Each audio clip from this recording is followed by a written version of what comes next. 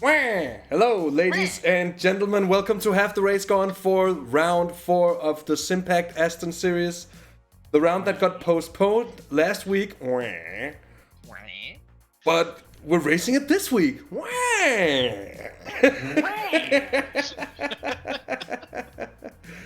And of course, hopefully the service treats us better this time. Yeah. Bit of poor luck there last time, but fingers crossed. PC emojis out. Indeed.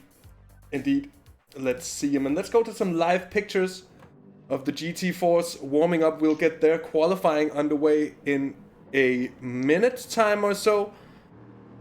And the championship leader, without winning a race yet though, Rotorius. Let's have a look at the standings. As you can see, Rotorius leads Lemon by 4 points. It's 61 to 57. Hagi, who's also been there and thereabouts and who's won a single himself, 50 points on his account. Anthony 45, Frank Lucid 42, Swablu 41, and then it's fairly close down through the field in the GT4 standings.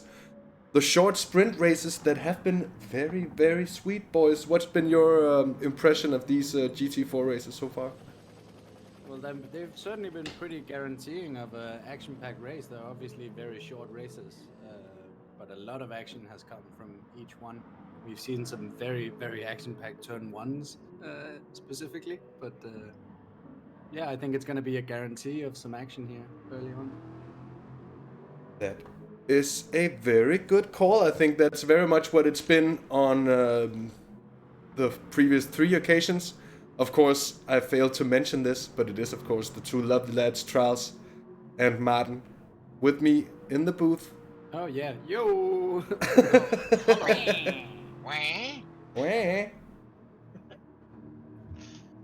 And welcome to all of you early joiners, Jack Welsh, LJ Speed, Roberto Paul Swales, and Shaz as well here, and then Maarten himself. Maarten hitting us with the PC emojis, trying and hoping for a good connection. I think I'd like to see some more of those. I wish we had a PlayStation emoji. Yeah. Let's see what we can find. Yeah. A PlayStation emoji would be good.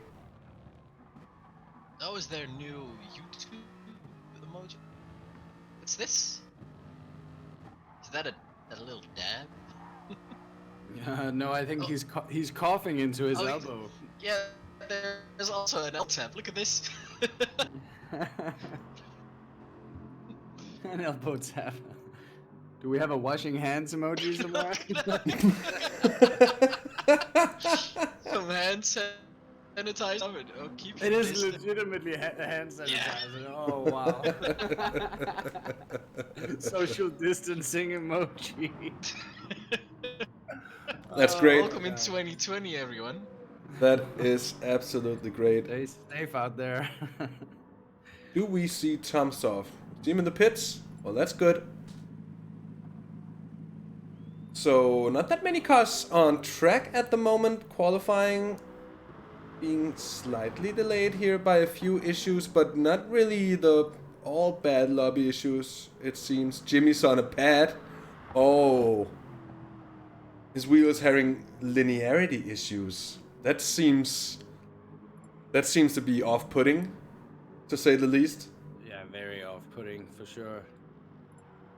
Also a very specific term for it. I don't feel like that's a very common term. My wheel is having singularity issues. Linearity? It's linearity? On, yeah, I know. But singularity, it's yeah. just, yeah, I was just trying to make it. I know, guys. Both Maarten and I did an absolutely brutally excellent job of destroying your joke. Shut down. Yeah, just, and not even in like, just, now yeah. It's not the time for chit chat. Speaking of. But it's so good. What? Sorry? Speaking of? Nothing. I cut you off. I'm so sorry. Nothing. You're not trying to make a joke again, are you? Was that the start of a joke I heard right there?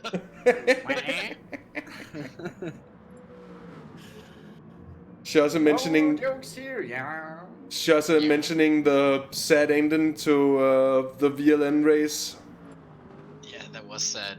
Thanks. Yeah, Just that was a big shame, yeah. But it's one of those things. I always try to just think of it as like, you know, it could be like if you did real racing, you could have a puncture, yeah.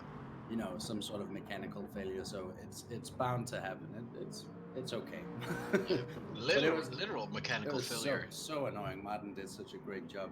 Great opportunity for a plug, though. I think we might have another VLN stream coming up this Sunday. Yep. We are doing another 4-hour race, again with 2 cars, I think. And this time it's going to be 2 GT4s. So Oh yeah. our eyes out for as we're going to get qualifying underway here in 2, 1. Go! And the ghost car actually took off like it was time to. Oh yeah! Oh, let's go qualifying. I'm a ghost.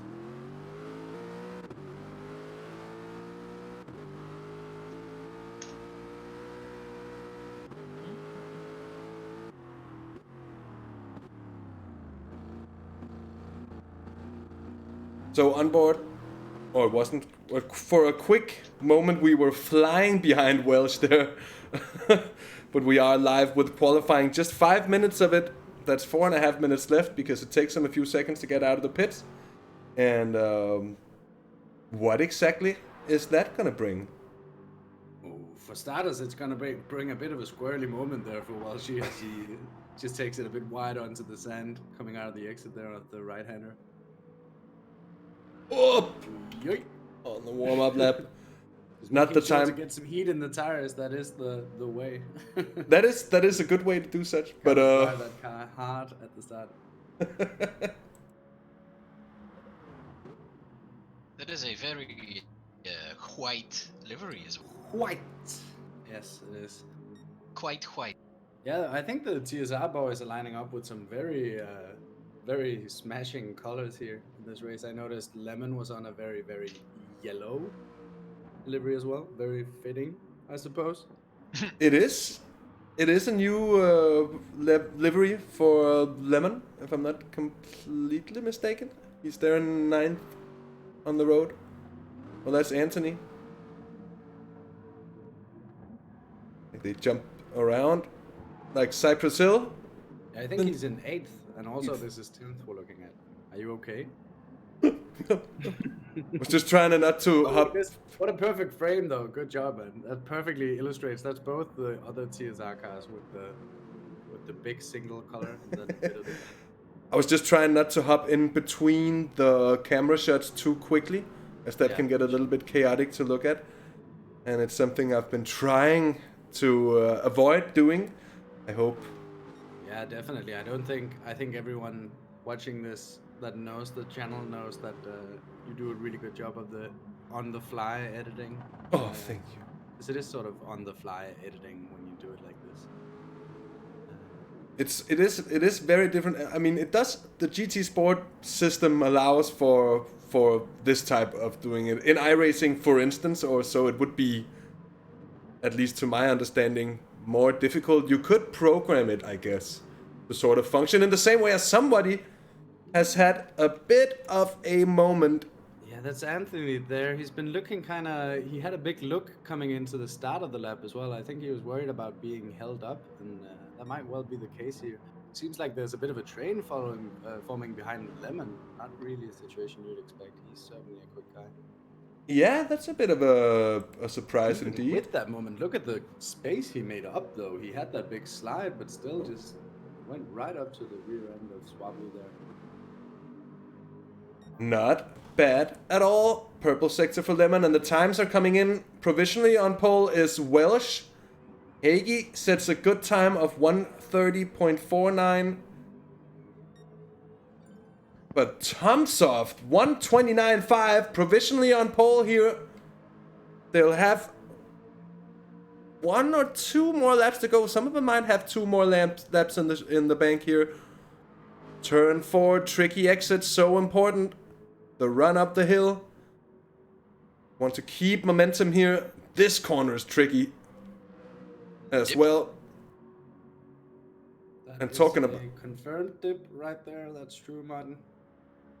that is a confirmed dip. Another big talking about dips. Big dip. Big old dip out the corkscrew there. And into the final sector. The downhill left-hander. The sweeping right-hander. You can really use the camber of the road. And then, of course, the final hairpin. One of the best overtaking opportunities. And if you can get the run in there, you sure can get a good one out here. Let's see what Welsh's time isn't on the line. It's certainly not going to be an improvement. He's down by a 10th. And he's down into 10th place by now. Because look at the amount of improvement that's come in here. Yeah, absolutely massive from Lemon. He seems to maybe conserve his tires a bit on the first lap. Kind of holding up Swablu a little bit, and maybe even to an extent Anthony as well. Anthony also proving that he has a good pace, setting a time good enough for third here. Worth remembering in the CRN car, best of the CRN boys, and on a good lap here as well. He was purple earlier, he's down by a 10th into the final sector. Frank Lucid though still with the time. Swablu goes 5th fastest and pushes down Rotorius into 6th place. Also worth mentioning that they do, of course, have a bit of ballast, which I think we should be able to have a look at here. The checkered flag, which means no more laps can be done, and I don't think they'll be having the chance to do any more from here. Frank Lucid not able to improve on the time that he said earlier, but it is a good one for him as well. Lemon, though, dipping into the 28s. That's impressive. A really spicy time there from the Italian, I want to say. Lemon always proving to be a crowd favorite in the chat as well, getting a lot of support, so maybe that'll be a bit of an explanation for the pace here. He gets a bit of a fan boost. Yeah, indeed. Really, really solid pace. So on your screen now, you can see the weight of the cars as well. So what weight the cars are be running for this race. And worth noting, Lemon with a heavy car compared to a lot of the other drivers having done that well in qualifying. Certainly not bad at all. Anthony, as you mentioned, Traels, he's in 3rd. Tom Soft for TSR, best of the Simpact boys, in 4th place. Swablu right after him there in 5th. And championship leader, it is Rotorius in 6th place. And with that, it's race time, my dudes.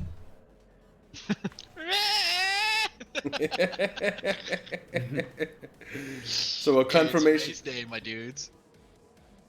For a confirmation of the grid order, look no further than what's on your screen at the moment. Remind you that we are gonna have a formation lap.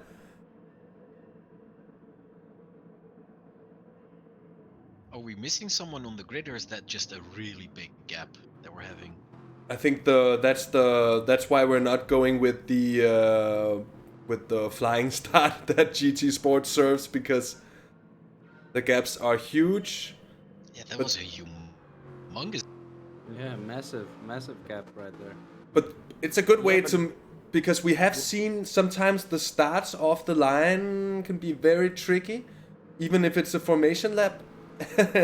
And we've seen it even in the IGTL, if you remember back to, I think it was the event we had at Interlagos, where there was quite a bit of troubles for some of the drivers getting off the line onto the formation lap. I think in some respects GT Sport can be a bit tricky. Of course, some places are worse than others, but I think it's a good workaround. Yeah, for sure. And I mean, it's a good. We say that a lot in iRacing as well, that the pace lap is a great time to get that heart rate going. You know, like just sitting here right now all these drivers are getting more and more nervous. You know, like even with a lot of experience, you still have enough time to think about what you're gonna do and what you're gonna have to try to avoid to get a bit nervous about it. You know, so it's I always feel like it's a really good one for the vibe and the immersion coming into the race. Yeah. That is a very good point. Indeed, a very good point. Welcome, Gaviano. Welcome, James. And Cliche good to have you along as well. Robbins is here as well. Nice to have you along, mate. Do we have someone falling off the formation group? Am I seeing that correctly? We have a few cars. Oh, here already, right? oh. Oh, boys, what are you doing? Something happened. What happened, boys? It's Jimmy and Fair Dinkum. And whatever's happened, it's not good because they've both picked up a bit of damage. I think it's light arrow damage for both of them. They might be able to work around it without losing too much. But far from optimal. Might consider doing a dipper. Anyone peeling Yeah, off? just do a quick dip into the pits. No dips. No dips. No No dips dips. indeed. We're gonna see how it fares. I mean, the arrow damage can be very variable. So let's see how it is. And across the line they're off here. Lemon takes him off. Frank Lucid is going to be defending second place. And he swings to the inside. Gets a really good start as well. I was going to say something about how turn 1 here really helps the guy that has the inside. But, oh, and he goes wide just as I was, oh, the massive curse of the commentator. Big moment for Anthony as well in the rear there, just power sliding his way around it. Yeah, huge drift there. Jimmy's making up a position in the back here, and they're still too wide coming into turn 3. But it is Frank Lucid in the lead. Very good start from the CRN driver. Swap Loose up into 4th. Tomsoft down into 5th. Rotorius is still in 6th place. Anthony now battling for position. I think that's Swablu. Oh, and that's Jimmy on the pad going off. And was that a complete off or did he save it? By the looks of the minimap, looks like he saved it to me.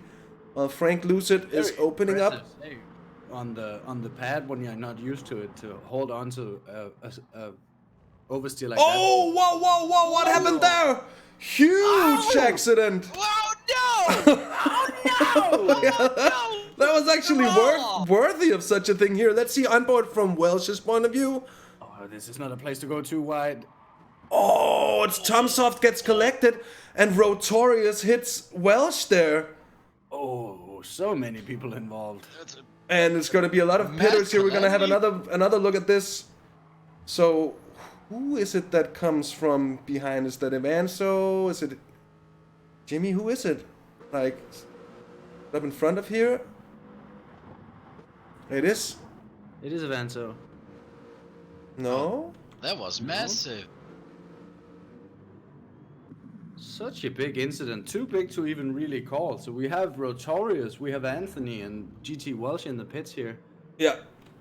So those were the guys that immediately reacted to it, but we had a lot more cars involved than that. I saw contact between at least 6 cars there. That was a huge incident indeed. Big one. Hey Mew, nice to have you along. Barry, welcome too. Good to see you. Indeed a huge... Somebody did miss that breaking point big time. Yeah, whoever we never seem to find out, but whoever was on the inside there just completely lost their brake marker and set off a chain reaction. Rotorius with the message about he's sorry, so it could have been Rotorius. I think he was in that position. He to was have right around there, so that is certainly a possibility. Rotorius Always a tough one have so been... early in the race to go side by side like that and still keep your lines in check. Rotorius have been so consistent, so clean over the first 3 races. Yeah, he has. So we would certainly not expect him to be making such a mistake. And it happens to even the best. And it says a bit about how much they're actually pushing these guys here. Evanso and Hagi, they've gained a bit from that big calamity. They're up into 4th and 5th. Fairthinkum and Jimmy, who was last, they crawled up to the mid of the field here. Oh, yeah, they did. And Rotorius has left. Evanso and Hagi here trying to make the bridge, as we say in cycling. They really need to get up to the front 3 quickly here, because those guys are looking spicy at the moment. And look at here, Hagi making the move here into turn 1. Perfectly timed dive. Leaves Evanso no chance of a cutback. Grabs that position. Evanso, should be said, not really putting up a huge fight either. And that is the smart way in this position, where they are, as you say, Traels, trying to bridge across to the trio in front, 3 seconds behind. You see Avanzo not really attacking at this point, at least. You'll maybe be content. To be honest, it looks right here like Hage's on a really, really impressive pace. He put in a big gap, just making the pass and getting a better exit while doing it. He really seems to be putting the hurt on Avanzo there. Frank Lucid doing likewise up here, actually. Lemon has a bit of a gap. And Swablu in that tough position where you're behind your teammate, and in order to attack the guy you really want to attack, you have to attack your teammate first, or trust that he gets the job done. That's very true. Which is never easy in a race, but certainly not a race that's 8 laps long. Well, 7 laps long. No, neither of those two situations are an easy one. We have Robbins saying that he thinks Rotorius hit the dirt on braking. That would certainly explain. That's also very, very easy to do by mistake. Wake in here. Drama. It certainly is. And Stick, hello to you, my mate. And yeah, we're good. We're good here in the booth. And I hope that applies to you as well. Frank Lucid still holding on to it as we're past the halfway point of the race. Lemon and Swablu, though, on the tail, and Hagi with an impressive pace. Let's see, he's right there. Oh, and a big moment for Avanzo there. A bit of a look from Lemon on Lucid there, just to, on Frank Lucid there to open up the mental games here. He's still right on his bumper, and now he's really starting to indicate as much as well. Yeah, there is a good bit of pressure here being put. Frank Lucid under pressure from Lemon. Swablu a bit more in the background. It's a short race here. Swablu just dropping off a little bit. Frank Lucid seems to be on a really solid pace here, and it's so nice to see him have a clean race for once, be able to have a bit of good luck about him. He's been very unlucky in these races so far. Yeah, because it hasn't been incidents out of his hands.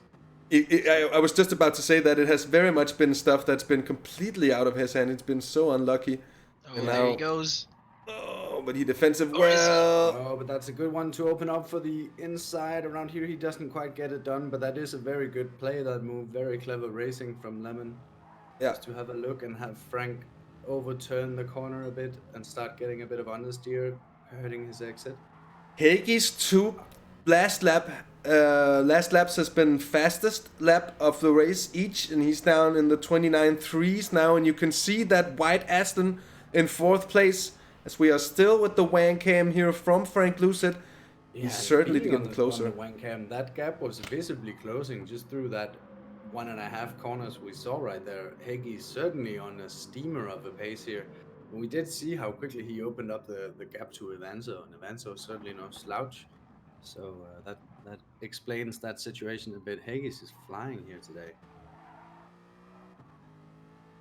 The more they'll be battling in front over the course of the last 2 laps, the better a shot Hagi has at actually getting up there.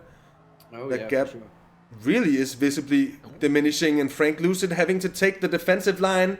You can see how it seems to somewhat catch Lemon off guard. I think Lemon and Swablu both might be recognizing the fact that Hagi's coming up, because they seem to sort of stop attacking quite early on in that lap. But Frank Lucid is still going defensive, so it's going to hurt them regardless of that decision, if that is indeed the decision, as we see him take a much narrower line than Frank Lucid through there. And that's certainly still an aggressive act for sure. Oh, they're close now here, and that's the inside line there for Lemon. Yeah, puts his nose in quite aggressively there, Lemon. He gets the move done, but it means that Frank Lucid is on the inside for this left-hander, and it's uphill and cambered, so that will be the position handed back to Frank Lucid. And Swablu up into 2nd place here. He might have the run coming into the corkscrew. He has the run. He's already passed.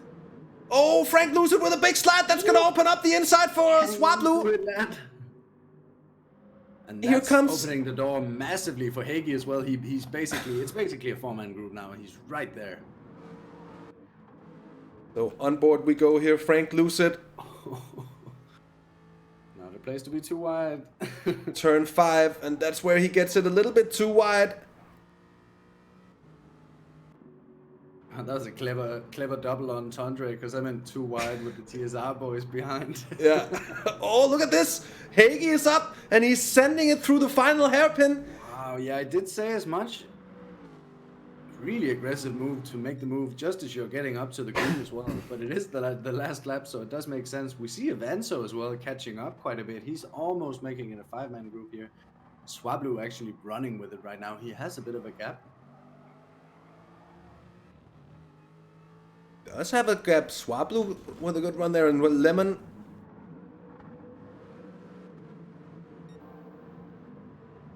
Oh, such an intense situation coming through the kink to the uphill up towards the corkscrew. I don't know what that kink is called, but massive race deciding almost situation. Swablu, all he basically has to do here is do a really good hot lap, and he's won the race. He's got a second. And he's got his teammate in second place, who will be more concerned, I think, with fending off Frank Lucid than trying to chase down Swablu. Fending off Frank Lucid and Hagi behind him. This is a sketchy situation for Lemon, unless he can put in the best downhill sector here of his life at Laguna Seca. He's not going to be able to attack anyone, but he might come under attack from even 2 cars here.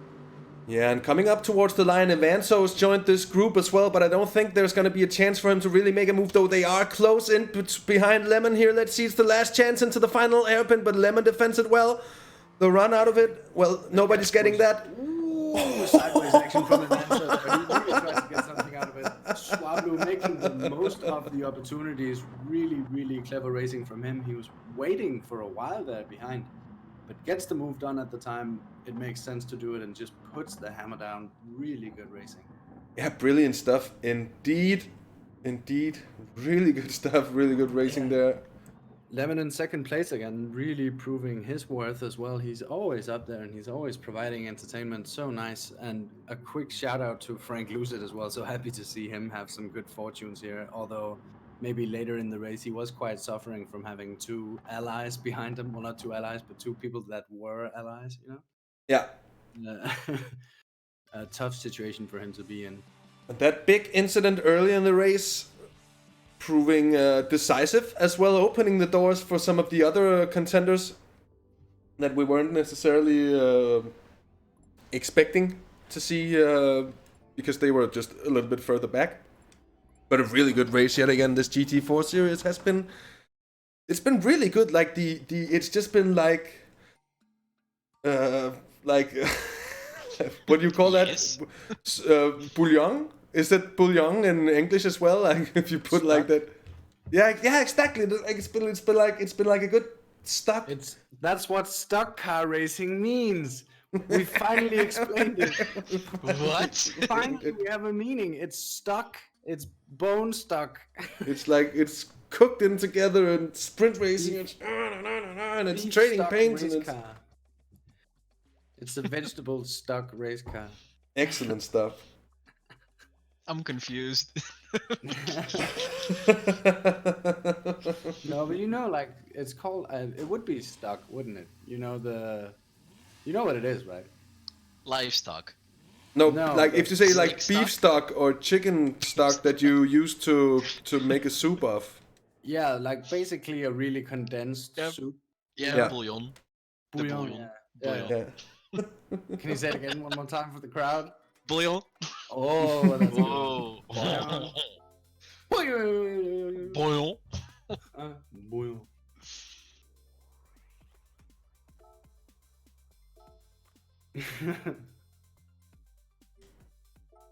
The Mew only has 5 streams today, so you can tell that it's a work day. Still not quite up to peak. This is not peak stream. Well, I'm just thinking how. Oh, you don't say. So right now we're just waiting for the GT1 or the GT. Well, it is GT1, so it's actually right. But we're still waiting for the GT1 lobby to go up.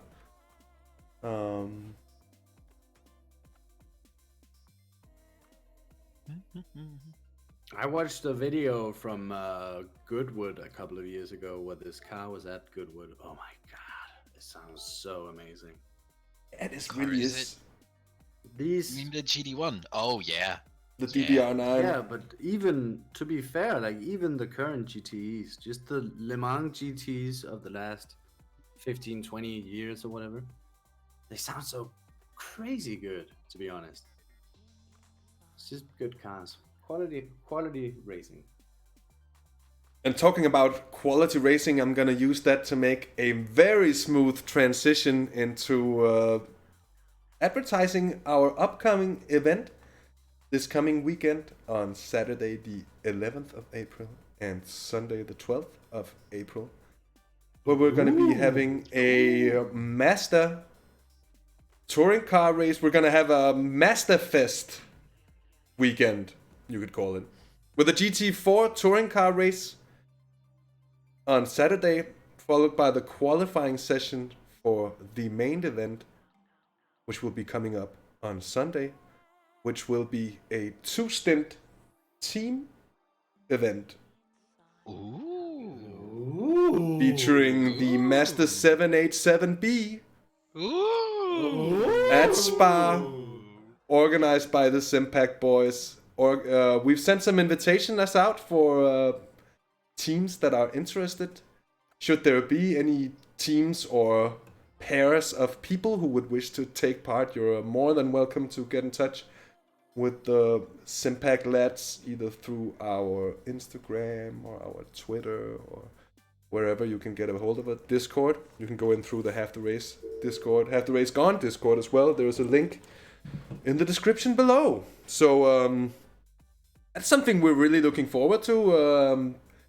Organizing it is in full spring, and I think it's gonna be just great. I can't wait to hear the roar of those rotary engines going around Spa. It's not really a roar, is it? It's a scream.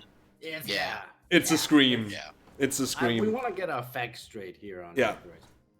Yeah. It goes. What a sound it is.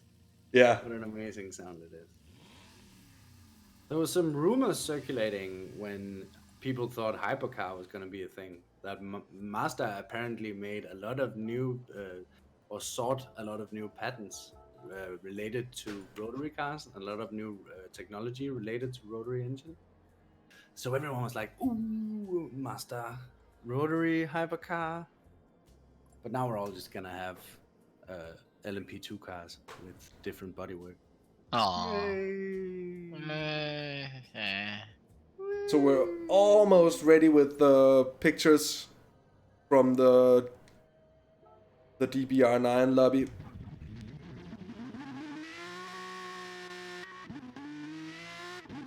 That's the engine sounds.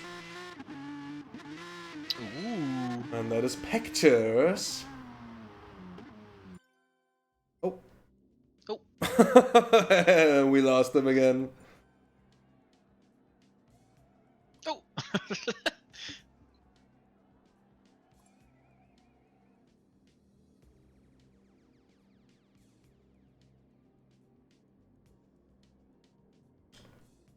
Can we join track, please? Oh. Oh, hello. Oh, hello. Oh, pretty hello. boy. Look at that. So, now that we are here, ladies and gents, in the DBR9 lobby, let's go have a look at the point standing. So, the number I'm having to, because the screen I'm using for Streamlabs isn't that big, and the screen window in Streamlabs itself is not that big either, so, and it's a bit far away from me, so maybe I need glasses, maybe it's just far away, but I need to stretch over there to see what car numbers and points it is and stuff. Professional streamer. But it is the number 12 Netso car that's been driven by Shosse so far. It will be today as well. That it is in the lead with 67 points. the TX3 number 19 machine in second place with 64. Those are the two main contenders so far, at least. Championship-wise, CRN also up there in third place with 54 points. That's the car that's been driven by Nico so far. Sparks' car, the number 31. TX3 machine in fourth place, as you can see, and then so forth. Yeah, and speaking of CRN, Frank Lucid just came in the chat. What's up, buddy? Hard race, man. Hard racing. Good to see you finally have some good fortunes. We were talking about that during the race as well. Super nice stuff. It was indeed. And I remember reading a tweet just before the race not too long ago about Frank Lucid having some decent times on his Twitch channel, which is really nice to hear. Of course, I think I'd advise you all to hop over there on Twitch and give him a follow. Absolutely. And you can, of course, also see his angle, but not right now, of course. After this race, but you can do it actually. They could quickly open another tab before qualifying. Through the power of the multi-tab, it certainly is a possibility. Otherwise, we're gonna get Mew on our necks. You can do it on your phone while watching this on a PC or a PlayStation as well. There's so many opportunities. Yeah, we should maybe have Mew doing masterclasses as well, because I think he can run up to like and monitor 7 streams at once. Like he's the man, the myth, the Mew. Oh, no! Yeah, could we have some? He could do like workshop streams where he teaches stream watching. Hi, you don't say. I'm a professional stream watcher. Oh, this dude is delivering takeaway and he's not spilling anything.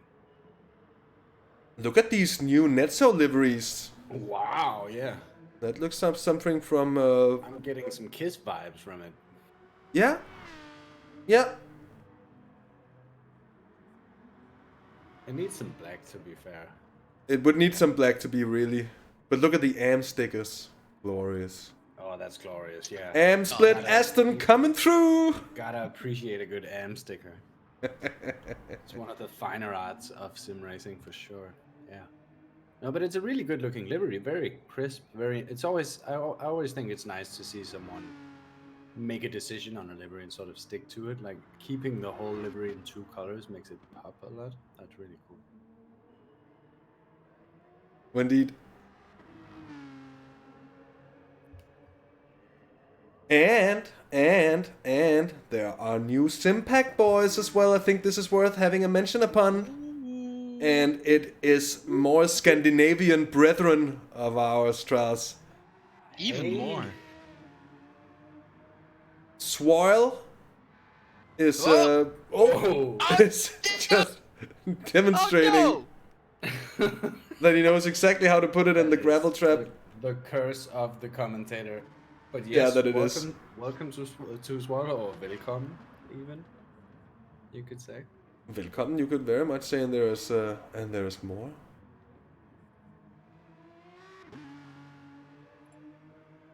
When he appears on track.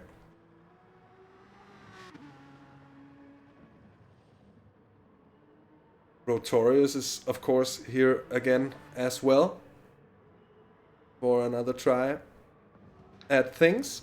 Oh, getting a nice little stylish drift out of the final hairpin there that looked very, very pretty indeed. And can I just say good evening and a very warm welcome to all of you who's joined in here between our 2 races. We are getting the DBR9 qualifying session underway now. And it is 5 minutes like the GT4 qualifying session, so short, sweet, and the drivers will be in a bit of a... Oh, no. Oh, no. Oh, no. Oh, no. Can we see some PCs in chat, please? Oh, God. PD, please fix. please. Although it always is slightly unintentionally hilarious, the pit bug. Yeah. It's just like the most confused drivers. They're slightly panicking at this point.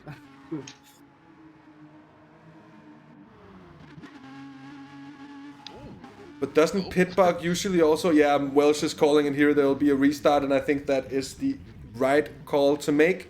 Absolutely. Because, as we know from experience, Pitbug is gonna mean more trouble incoming.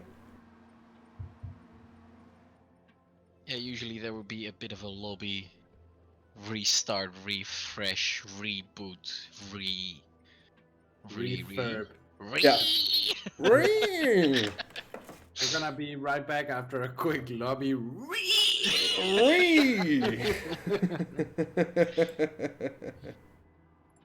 That is a great emoji, LJ Speed, for this. Great emoji. Emoji game on point. Also with the sheer volume of PC emojis. I'm very impressed. I'm gonna have to find the PC emoji. Because I have the loud boy keyboard. Can you hear? It's loud.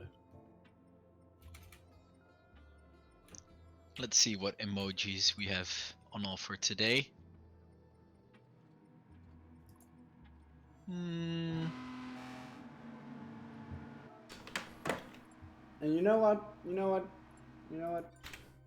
I'm just gonna throw some mouses in there and some CDs as well, just to be sure.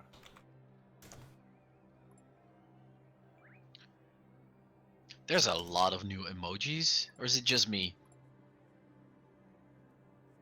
Or am I just becoming an old man? I know these. That's it.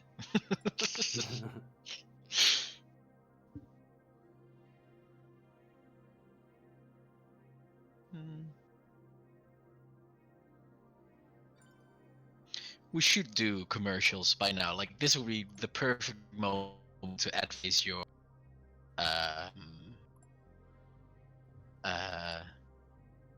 anyone? What?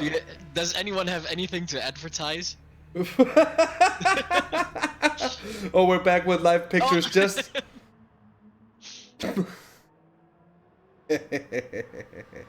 Nico 18, 4-pin on track here. Do we see everyone? We do see 12 cars in here now. So that's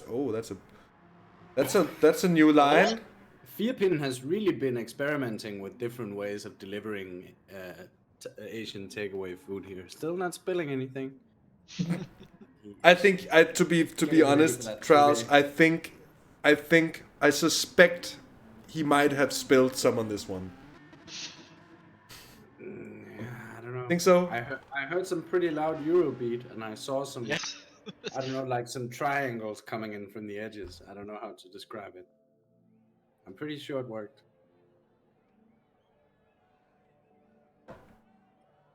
So we've had a short room reset. Now we need everyone on track, and then I think we'll get the qualifying join, not go to track. Yeah.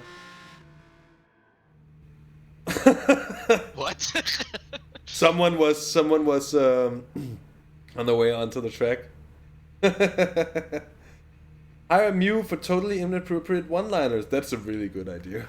We'll get We you could to do with some inappropriate one-line. Yeah. They're always Like more than those. welcome. Yeah, that seems like a good one. We're just waiting We for could do the like a whole Portuguese. company. You could call me and have arguments with me. Also, let's just have a look at the ballast now. Here, qualifying is being underway now. It's about from one end to the other of the field, 50 kilos or so, which, to be fair, is quite a lot. Yeah, it's quite a lot. I mean, there's a lot of elevation on this track as well, which certainly makes the success ballast more powerful than Well, I feel like if you were to compare the ballast with what we see in other sims, it seems to be having a little less effect in GT Sport than in other sims, where like 10 kilos can really be filled. Yeah, for sure.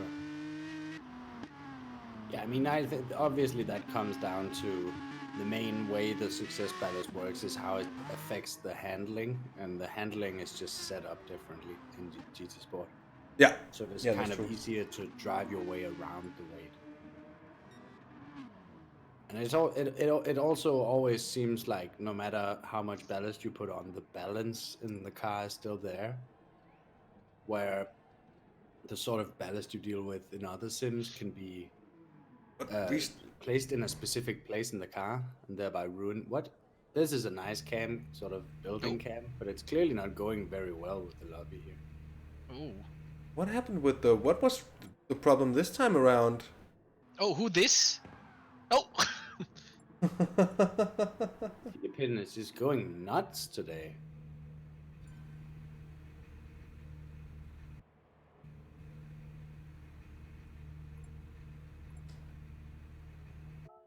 Now the question would be, what is indeed going on? That's a very good question indeed. Indeed. Oh, Olipali keeps getting the pit bug. So that's rather annoying. Just as we. I was gonna say knock on wood, but we're on the way. But yeah, I was feeling very nervous about it in the beginning, but then after the even halfway through the sprint race, I started feeling kind of confident about it. Oh yeah, don't do that was Don't. the early mistake. Yeah.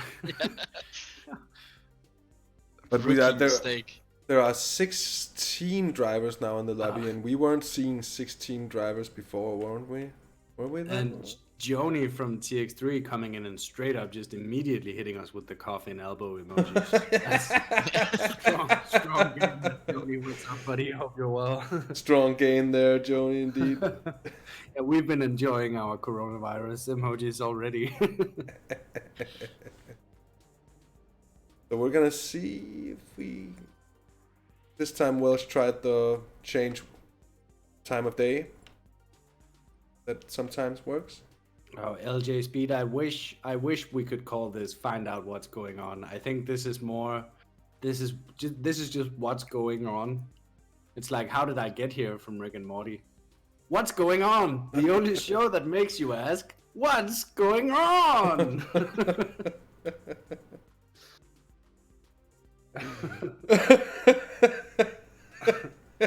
Hello and welcome to What's Going On with Half the Race Gone.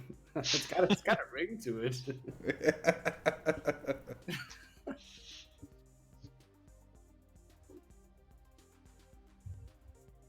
And it's sort of your core business, isn't it? Commentating, just telling people what's going on. So, you know. It is a very honest way of explaining what we do. It is not only true, it is also correct. So.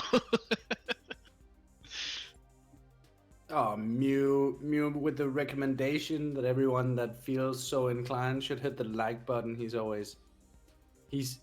favorite. Sorry guys. Aww. He's always the one with the likes. Hit us with the likes, boys. 1 like equals 1 connection security.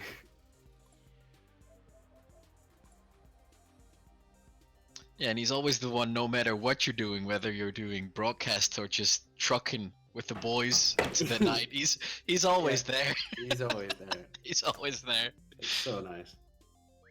So nice.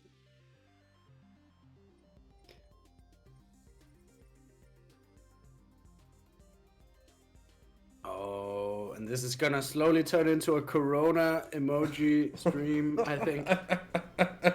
We need to get some Corona emoji PNGs up immediately. Get them on the stream. Yeah, what's up, Ryan? That's the show from now on. Half the social distance gone. There's a bit of chat going on here. I think we need a new lobby, to be honest. Yeah, and I sort of assumed that was what we were waiting for, but obviously you want to try to give it every chance to work because a reconnect takes a long time. Yeah. What the word is in Discord?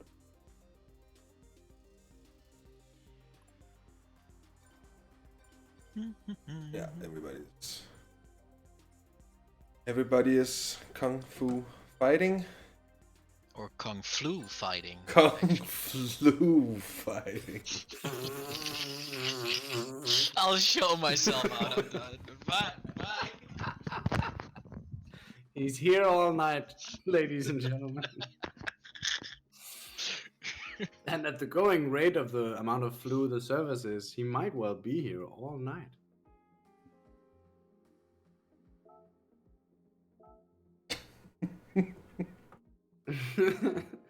Yeah, exactly, Speed.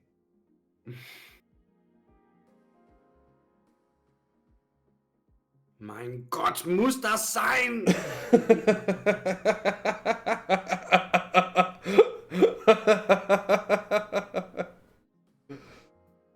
What are we doing here, honestly? What do you think? So ein Scheiß aber auch.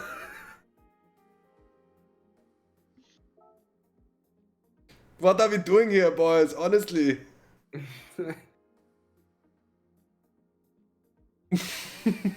I mean, honestly. It's just... It's so good how... Sometimes when I say honestly in a race, I'm like, okay, calm down, Sebastian Vettel. Yeah, calm your tits, Seb. Okay. Honestly.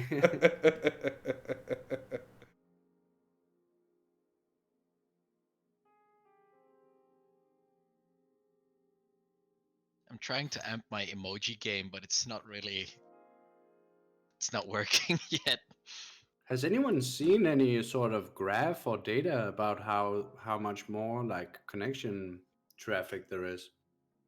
I think it's actually coming down a bit. It's been coming down, yeah, since it was at its very peak levels. Everyone's getting bored already. Yeah. Sitting at home. Yeah, they've been bored with the pit bug. Yeah. I think we got bored with the pit bug a year ago at least. I got bored with the pit bug shortly after the game came out. I got bored with the pit bug in GT6. Yeah, I feel like basically most of the bugs that are here present in GT Sport have in some way or another been carried through from Gran Turismo 6. At least a lot of them have, and that is... I know PD is not a big developer. I know they're trying to do something quite big for their size, and I respect that. But it would be really nice if they would, get that stuff fixed by now. Yeah. To be honest, at some point, I don't even know if I really appreciate how ambitious they are if they can't get the stuff they're doing to work, Like looking at how functional some other very bugged games, like I'm sure some of the viewers here has tried playing DayZ as well. And DayZ just a year and a half ago was just a bug, unfinished functionality, ruin of a game. It hardly worked, but you sort of role played your way through it, and it kind of worked anyway. But I went back to it about a week and a half ago for a night or two, and suddenly now everything works. And that's a tiny developer. Like they're technically, I guess, like an indie. I think they're below. I think you call it A++, and then A+, and A, and then B and C. In terms of studio size, like trying to rate the different studios. And I think they would be classed as like a B, where Polyphony would still be classed as at least an A in terms of size and funding and stuff like that. So I mean, yeah, it's a good point you make that these are the same bugs we saw in GT6. Like, come on. And that's quite incredible. Yeah, like that is quite incredible. The sheer volume of cars they've added to a game that, by all accounts, seems to be sort of a placeholder and a bit of an experiment. Like, I'm not trying to discount from GT Sport, but it seems like a lot of what they've been trying to do here is like explore a different angle for Gran Turismo in preparation for what's probably going to be GT7 on the PlayStation 5. Which has been super cool, and they've done a lot of things so right, But at the same time, they have added so many cars now, and we're still dealing with the same handful of bugs we were when the game came out, Yeah, I think we touched upon this last time as well, that we could really do without a month or two or like we could do with a month or two without updates in sort of, in terms of content, and just to focus on making the mechanics of the game work. Yeah, I don't think anyone in the community would be against PD coming out and saying, okay, we're going to put a halt to all new content for 2 or 3 months or whatever, and we're going to focus on core issues. I think everyone would be loudly applauding that. But enough Hold about on that. to your butts. Here you go. And your connection sort of glitched out just as you said butts. That was so perfect. Are you ready for some connection time?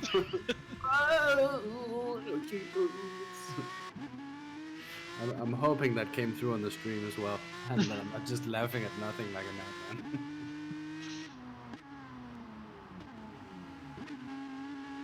See? Yeah, that's a good way to put it, Crisscross. It is layers upon layers of seemingly pretty simple errors they're getting. But I don't know, what do I know? I'm not a coder, but it's just like such tangible issues. It's like, it's a really big bug that happens, It seems like there's a lot of different ways to try to solve it. Yeah, that's true. I agree. Yeah, you don't necessarily need to solve it. You can also just try and work around at some point. Like you've seen that happen as well. Yeah, exactly. That's kind of what I mean, Like the pit bug is such a big issue in league racing. Why don't you just allow or like build the system to let you do the pit stuff manually? Like it doesn't have to be super sophisticated. Just a box you drive into. Yeah, and then just a way out. Yeah, it could even be like, as soon as you cross the line into the pit boxes, the AI takes over. Even that would be better, because then you can just get ejected out of that, and then you have a zone to take control of the car. That would be just fine as well. Anything to get us rid of pit bugs and getting stuck on grid and. Yeah, and like stuff like that would add a degree of realism to a game that a lot of people really enjoy for the realism as well. That would really make sense. But that's just me sitting here in my desk chair thinking I'm a genius. I'm not the one trying to make it happen. I'm just gonna check out one thing. How many? We're seeing 13 drivers on track. And Welsh being the lobby host. Okay, I just had to make sure that there wasn't someone we weren't seeing or something here. Yeah, I to be honest, I was wondering. I didn't see them do any checks. They were just sort of trusting. But I guess the whole seeing people haven't been the issue so far. Yeah. And everyone's safely out of the pits this time. They are. Knock on wood. Knock on wood. Knock on wood. We all say and don't do because microphones.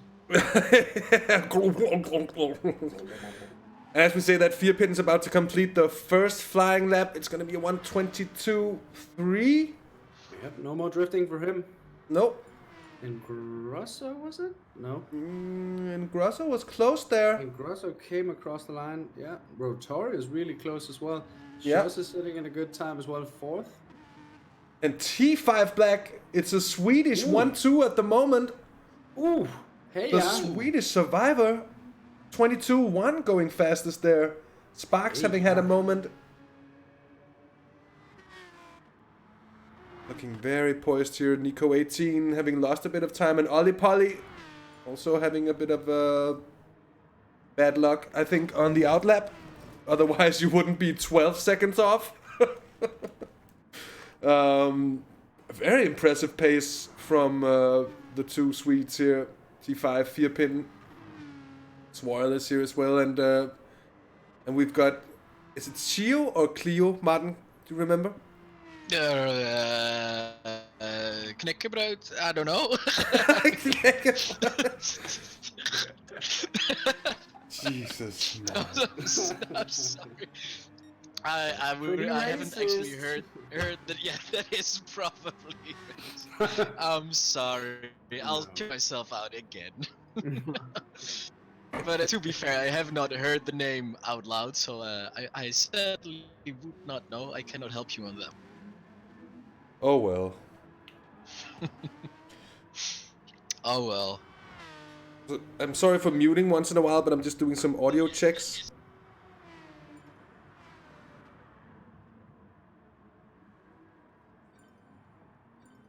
Oh, so not many people really making moves on that second lap. Sparks, though, setting an amazing time.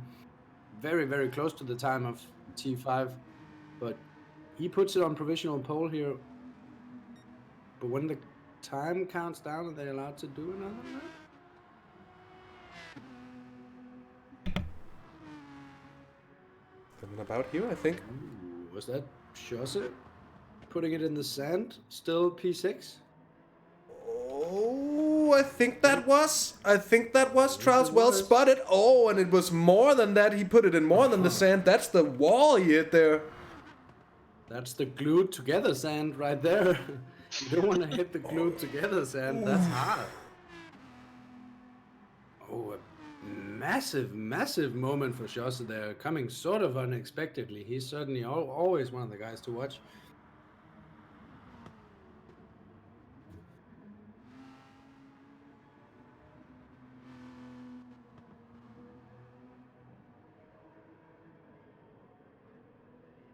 It is true. It's a good point, Crisscross. The graphics are looking very good for taking into consideration what hardware they're on. And Sparks! Pole position time set on the final lap, taking the checkered flag, going into the 21s. Yeah, I mean, he was on the provisional pole after his second to last lap, but he did improve by almost a tenth. Now I'm doubting what the advantage was before. I think it was like 0.04 or something. But a really, really solid lap, really solid pace. Lots of Scandinavians on the scoreboard right now. Swirl sitting P10th though at the moment. Yeah. We got Soda rooting for Rotary. Rotary not maybe completely even now corrected to G4 Rotary for at least top 8. Realistic cheering. That's the kind of fans that don't have unrealistic. Cheering. That is the best cheering.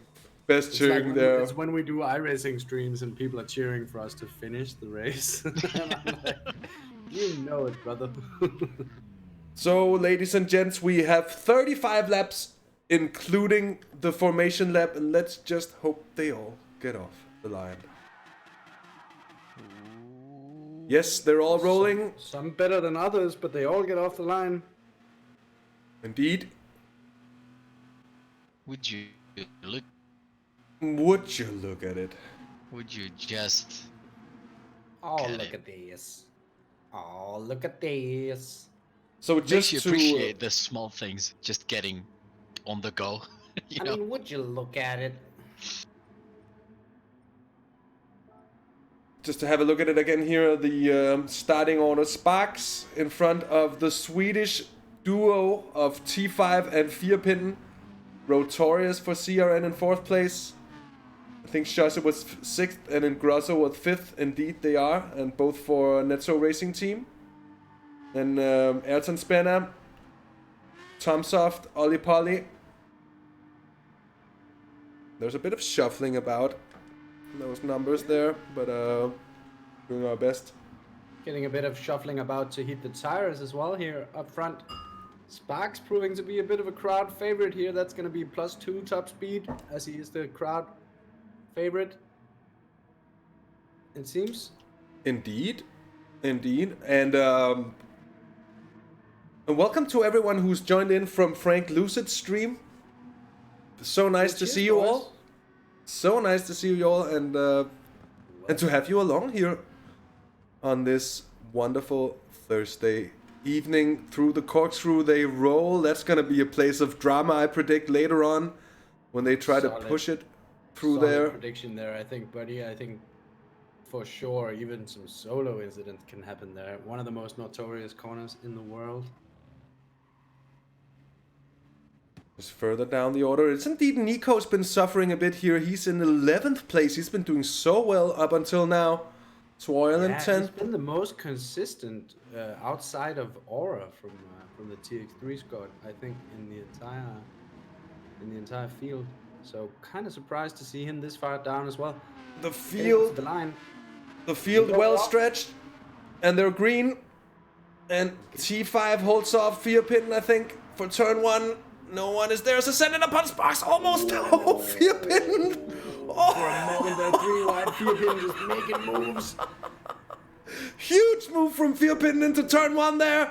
T5's on the inside. He's going to have to survive if he wants to stay in that position, and he doesn't get the run. Fearpin is into P2. Yeah, and Shush is up into 4th. Impressive stuff. And Grosso up into 5th. Ollie Polly 6th. Ayrton Spanner in 7th. And Splurge is in 8th place. Sparks is under some heavy pressure, though. We're going to have another look at the start in a short moment, just when we see him come through here on the first lap. Further down the order, there was also a lot of action happening. It seems they've all gotten pretty cleanly away here. Tomsoft, Swirl, Rotary has gained a position as well. Into the Corkscrew they come. Oh, there's a bit of sliding there from Schosse.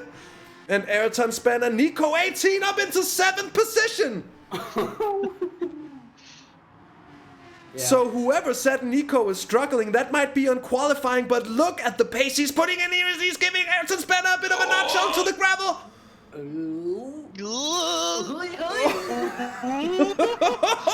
and Ayrton Spanner. Another huge moment there. The 2 teammates, Ayrton Spanner and Ollie Polly. Fiery driving from both of them there. Ayrton Spanner still got the inside. He still got... And he gets splurged there. So Ayrton Spanner up into 7th place. It's very close still up ahead. Sparks with a half a second of gap down to Fearpin and T5 Black and Schosse. And Grosso's in 5th position. Nico 18 up into 6th. And let us have another look at that start. Fearpin starting 3rd. I want to see this onboard shot because that was an absolute send into turn 1. Yeah, he sees T5 looking to the inside and is still just like, nope, 3 wide. T5 being the survivor he is, I think he kind of ducked out of that situation there. A very no compromise driving indeed from Fearpin at the opening moments there. Tomsoft is just putting down the hammer here. Everyone's struggling to follow. Oh, someone else was really struggling. Yeah, Tomsoft. Tomsoft's a bit at the back there, but without damage, so it's by no means a catastrophe. More game sound needed if it's possible, Frank Lucid. I will incorporate that immediately. I read LJ Speed's request as more sound effects.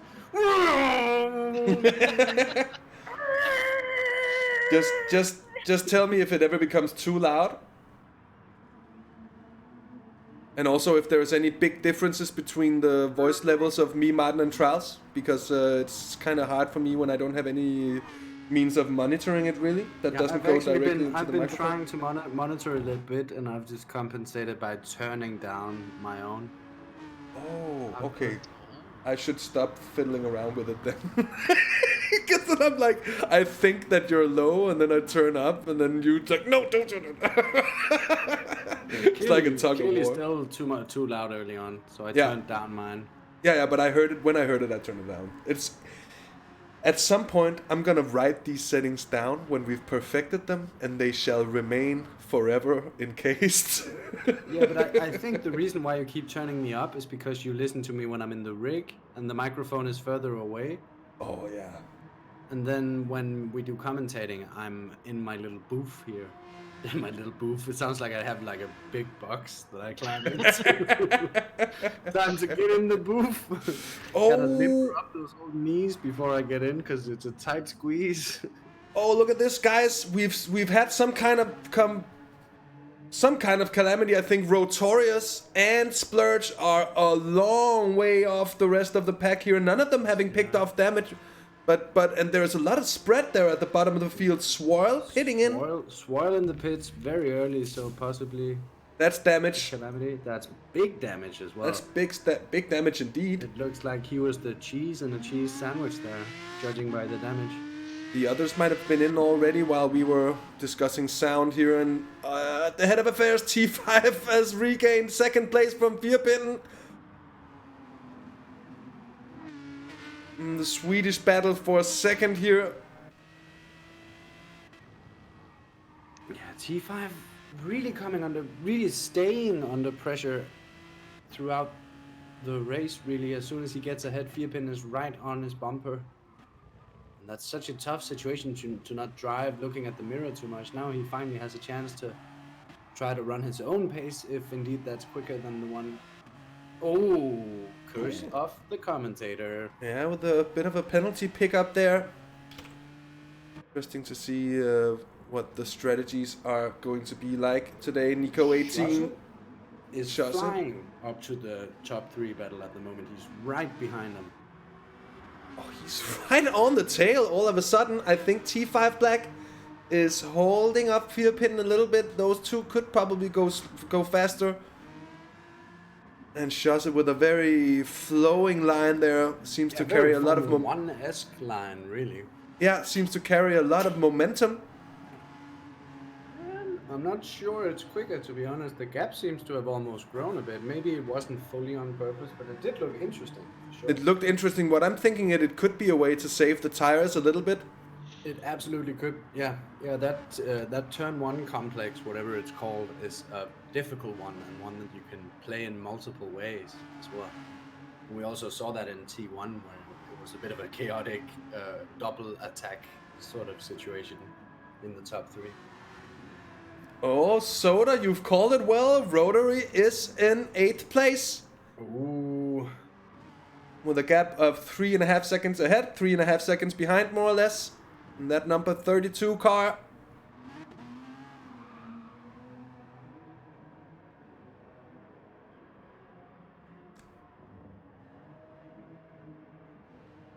As we are about to start the 6th lap of racing, the 7th lap including the formation lap. Sparks now leading by 2.4 seconds. The TX3 driver having put himself in control, dare I say. T5 Black still in front of Firpin. Shosse is getting closer and closer. And Grosso, the Portugueser, having done a quiet job until now in 5th place. You can just see him sneaking into the picture. And then it's Nico 18 who started 11th. It's up into 6th place. Yeah, some solid climbing from him as well. And he's going to be one to watch to see if he can keep climbing. He has some quick guys ahead of him now. Seems like there's been a bit of a change in the guard of who managed to put the car on pole or indeed in a good position.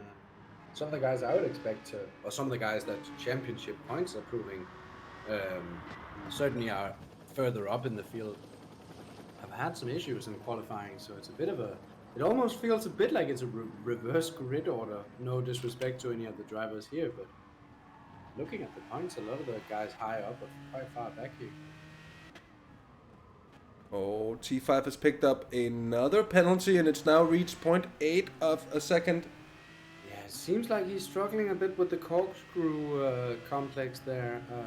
I did talk about maybe we could see some solo incidents up there, and I think the incidents we're seeing outside of what happened in the GT4 race is that it's a very difficult one to get right. So T5 has made 2 quite costly errors up there now. Yeah, indeed.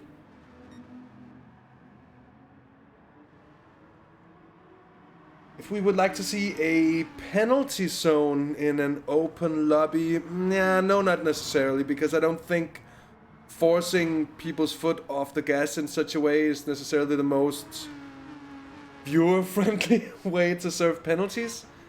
Yeah. I don't know. I think the penalty system is it gets so much work done to it back and forth that it's never really static, and you know, it's been the subject of a lot of criticism lately, and I can totally understand why. But in league racing, I don't think it's anywhere near as relevant as it is in competitive racing. Not that this stuff isn't competitive, but you know what I mean when I say that. So that would be my stand on it. That I think when we do league racing here, it's just not that important. Yeah, I think a lot of the penalty system focus in GT Sport is there because there's so much dirty driving and so many people approaching the game in a different way than most of the people in this bigger community. There's more sim racing oriented community that we're part of. Yeah. And so there's not really much of a need for a really sophisticated penalty system. You know, there's just so much trust in the GT Sport community in the league racing that you don't really need much of that. You need a penalty system of some sort to bring justice if someone feels hard done by. But yeah, I think trust is the way to go as much as possible. No.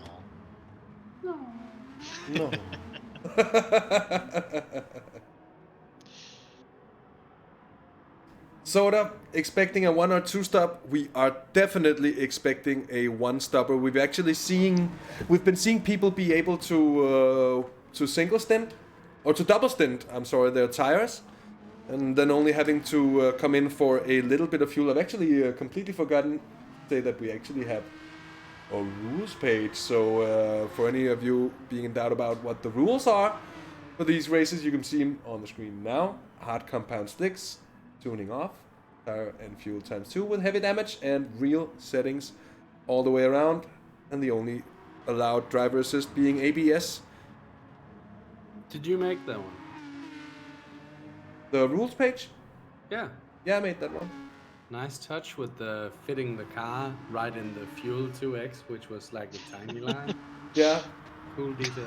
It sounds like I'm making fun of you on that. No. I actually felt I'm gonna just like fiddle it into there and stuff. So yeah, it's kind of cool. You know, I try. I'm still getting Kiss vibes from the new Netso livery here. Or we say new Netso livery. It might be a one-off, but we don't know. I think it's the one from the. It has the sticker at least from the IGTL World Series. Oh, yeah. And Shuss's name. Oh, Shuss just picks up what would have been a 1X in iRacing there on the gravel. Further down the order here, Rotary up into 6th place now. I think that's happened on a couple of pit stops here, and Shuss has gotten through on 4-pin. Just as we look away for a moment. How is happen? How is happen? That's a very good point. We're just going to see if we can catch it. We can.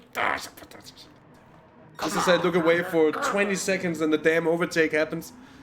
Shuts up into 3rd place, the championship leader making good use of himself, and he's now on to the next target in line. That would be the Swedish Survivor. He is by no means an easy man to get past.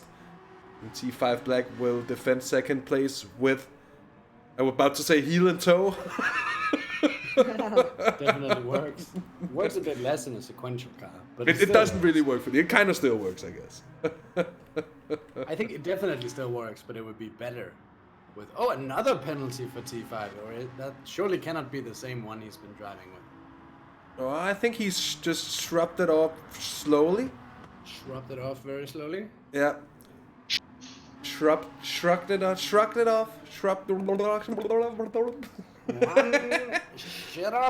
Where is Nico? That's a very good question. That is actually a very good question indeed. That's a really good question. Where is he?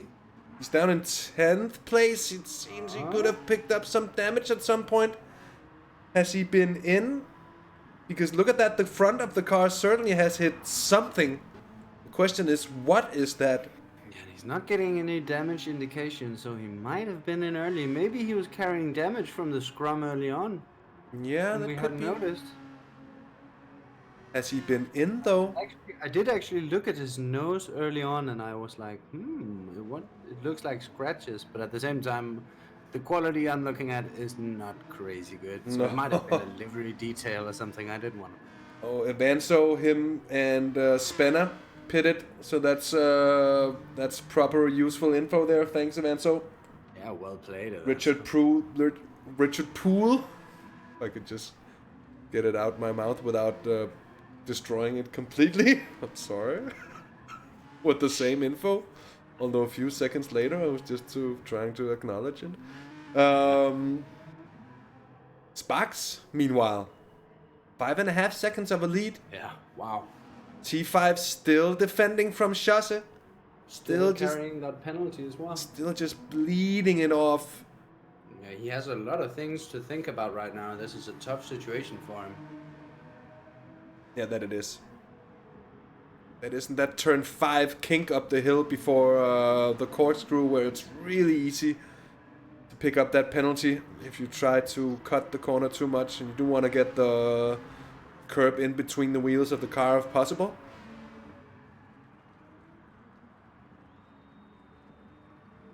Josh is seeming very patient as well, and Firpin all of a sudden as well. Firpin perhaps a bit too aggressive early in the race. That could have been hard on the tires, and Firpin goes onto the gravel. Yeah, we've seen Firpin with some borderline erratic driving, especially in practice, but we've seen him be very brave and very aggressive in this race and in other races as well. So he might be very right. He's driving the car a bit harshly, and that's hurting his tires. That was some big understeer pushing him onto the sand there.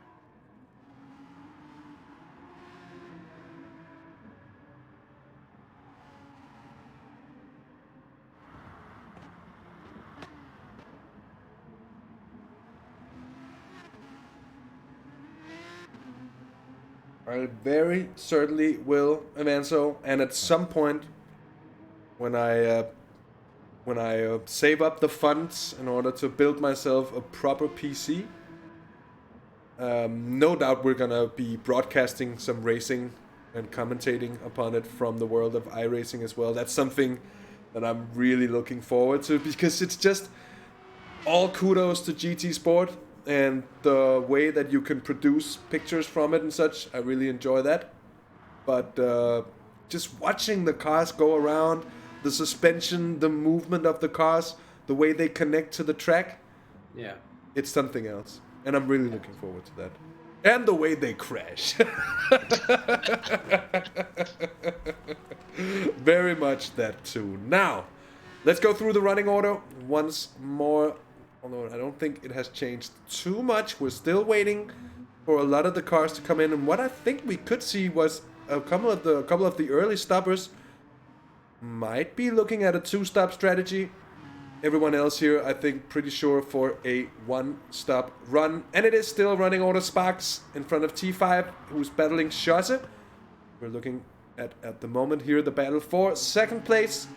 In fourth, it's Firpin, followed by the Portugueser and Grosso. Rotary in a nice place at the moment, 6th for him. Tomsoft is in 7th, followed by Swoil, who's got Rotorius on the tail. Splurge is in 10th at the moment, followed by Ayrton Spanner and Ollie Polly. And at this part of the field, it is all spread out by now. And this means that these drivers who did early pit stops could be with a little bit of an advantage, at least just in terms of being able to go about at their own pace. But they really have to go a lot faster if they are going to make the 2-stop work. It could, of course, also be as a result of picking up a bit of damage earlier on. The helicam here from Sparks in a very good commanding position at the moment. Seems to be on top of things. Yeah, he's even almost looking a bit comfortable up there. I think everything played right into his hands there early on, as T5 and Firpin got right into it in the very first corner and sort of kept that battle going for a long time.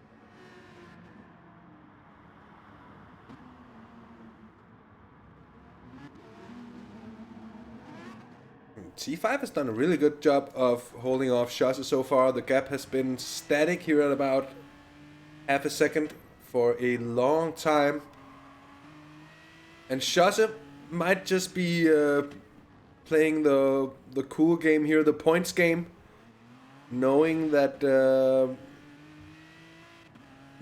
Sparks is a bit away behind in the championship, that T5 would be within possible touching distance in the pit stop itself.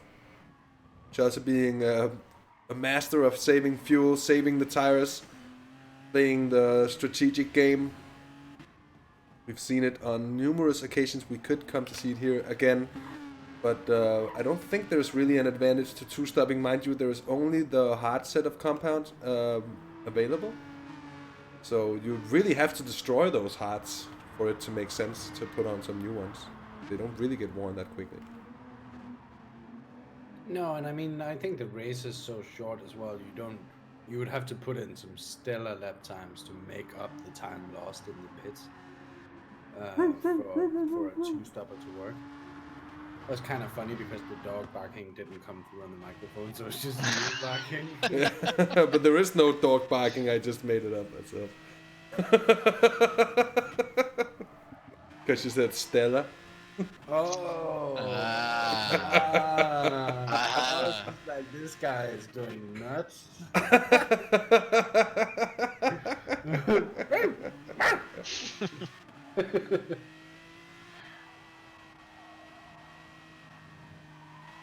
Nico is in the need of picking up positions, but he did pit early in the race. Let's see how that affects the rest of his race. Be in for a long last stint all the way to the line. It could be a possibility. So we're closing in on the halfway marker. Oh yeah, man. So I only just read your later comments about the BSRTC. Sounds really fun. I'm really looking forward to getting some slower cars in iRacing as well.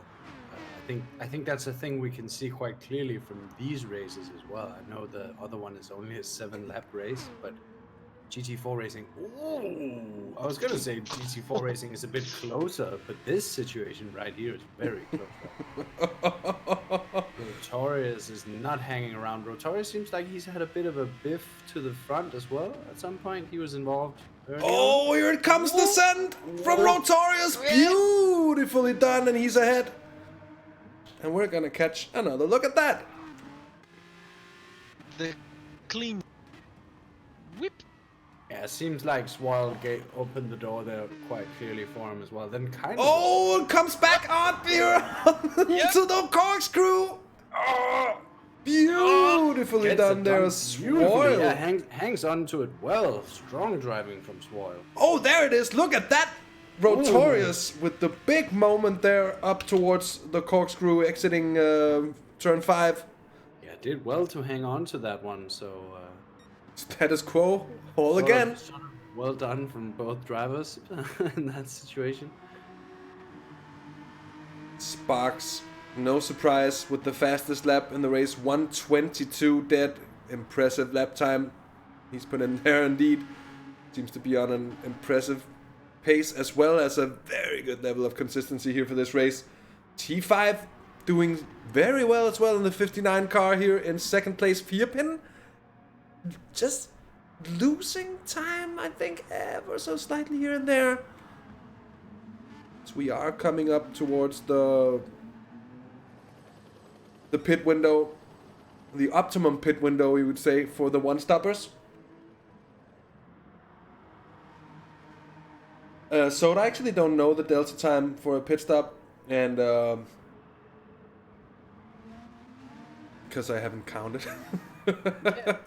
Well, as a more of a casual viewer of GT racing, well, I think it kind of works for all racing. I'm not sure I want to know the delta time. Like I get why you would ask, but I don't know. Wouldn't you just look at the timer when the car goes in the pits and be like, "Yep, he's passed." That's sort of what I did when I raced GT. I was like, well, the delta time is 16 seconds. So you sort of knew it, you know? Well, Yeah. regardless.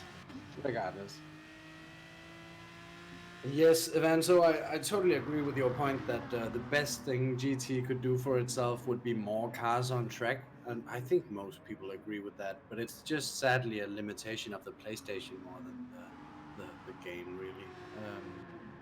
That's one of the big talking points for the PlayStation 5 is is it gonna have space for, say, 32 people?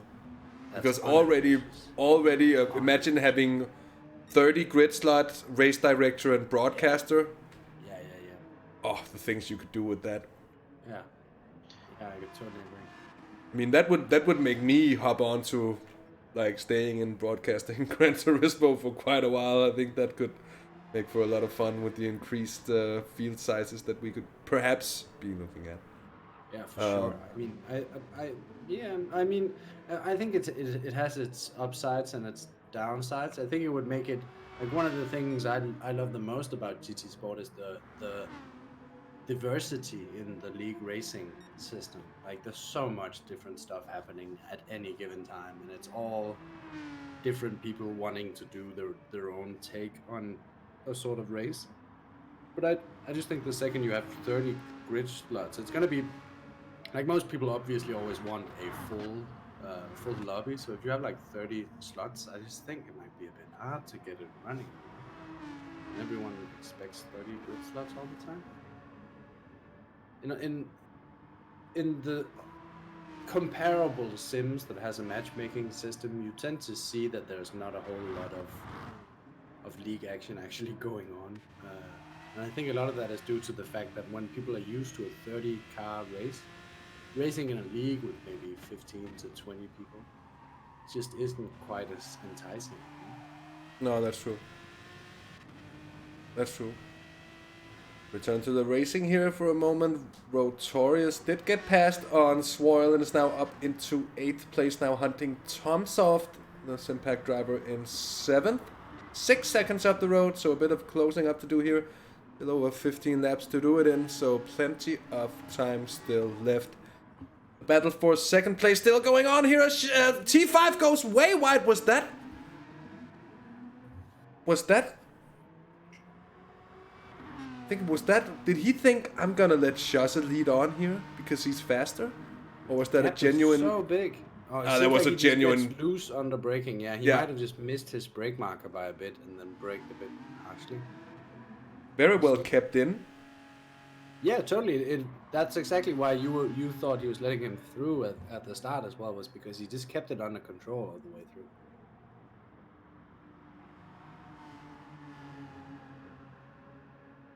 As much as he could, at least. I mean, Shosse is still up into P2. And Shosse, just waiting for, 10, 12 laps, maybe even a bit more behind T5. And he just looked so comfortable. And then the second T5 made even a single slight error, he's straight ahead. And now he's going to smack that hammer into the ground. Like a Komodo dragon to a weakening prey. Tried. Only the most mainstream of allegories on after it's gone.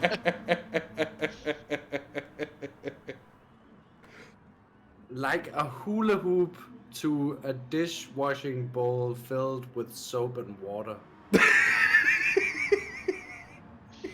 Bubbly. Went right through.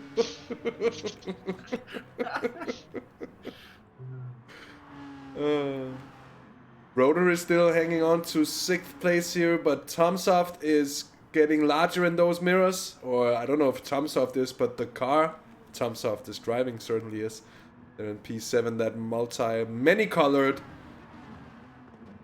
piece of rainbow. It's coming up. Oh, a bit of rainbow. Oh, a bit of rainbow. Oh, a bit of rainbow. It's true.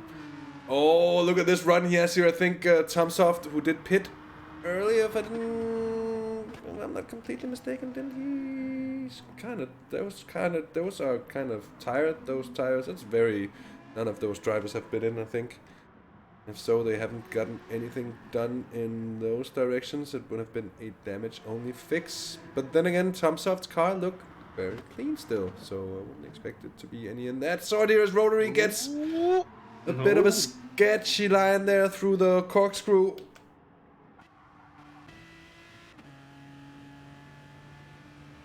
Oh yeah, it just gets over the curb there while braking, unsettling the car.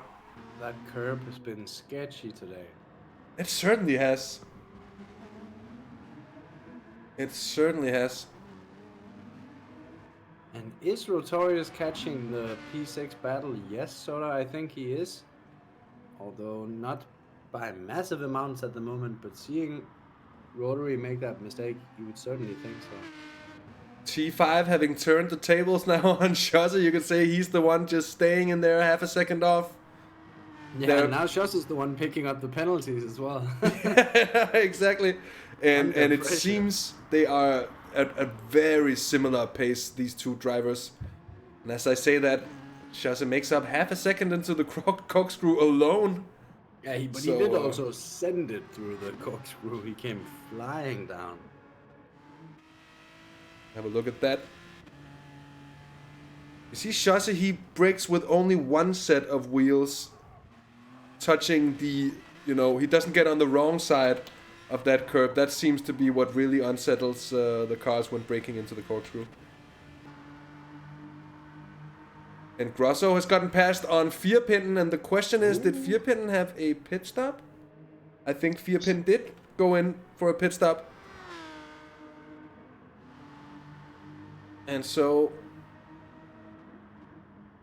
just a bit of fuel, no tires here in is Rotorius, who's also pretty low on fuel. Now we'll see, is it just fuel or will he take tires? Seems, there's just, Rotorius does take tires.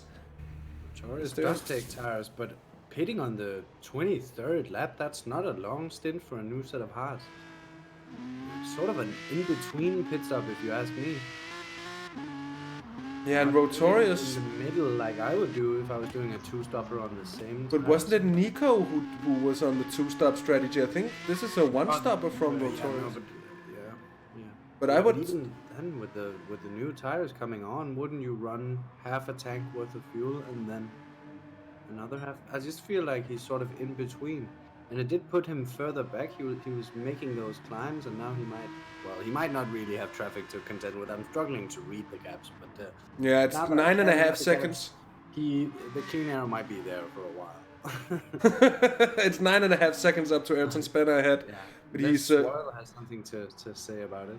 Yeah, those two had quite the battle before, and they're right back at it now again. Yeah. I think Swarl has been in for the pit stop as well, yes, and Swarl also took tires, and this is of course why these two have found each other now on track yet again. There's a chance that might also be why Rotorius took tires, even though it seemed kind of off. If Swarl did it to try to attack, that would force Rotorius to match it. Yeah.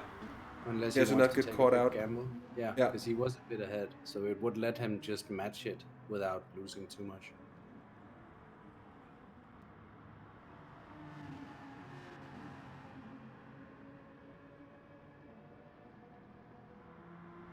Yeah, T5 doing a really good job here for, like, Schoss looks so comfortable when he's behind other cars that you frequently get the sense that he's just being held up. But looking at how static the gap sort of seems to be here, that might not have been completely the case. I'm very impressed with T5's pace as of late as well. He's been getting a bit quicker. You have to wonder if it's that new homemade rig he has. Oh, that is an interesting theory. As it does look like this. In rigs. What is that, boy?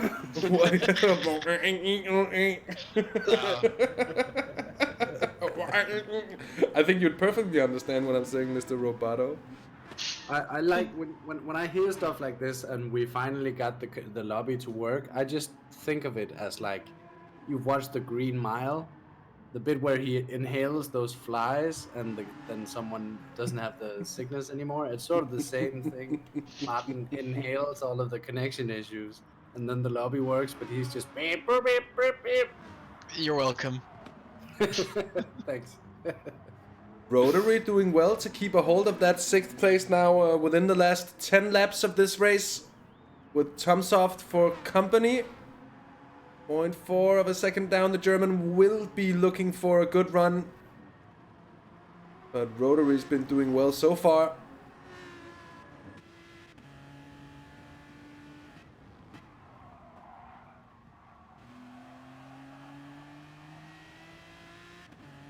Look how Tomsoft really attacks turn 4 there, but yeah, he got a bit of a wiggle as a reward for it.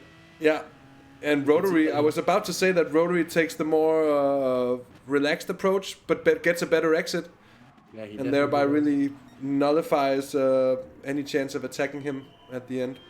Yeah, but I mean the way he was attacking the corner there, it's a bit of a gamble, you know. He got rewarded with a big wiggle, but if he doesn't get that wiggle and he keeps it under control, it looks like he can carry some real speed through there. That kink is one of the corners where you want to try and maintain as much speed as possible. It's not really an exit type corner in my mind. No, that's true. That is true. And Grosso comes out still 5th and puts it right into the gravel.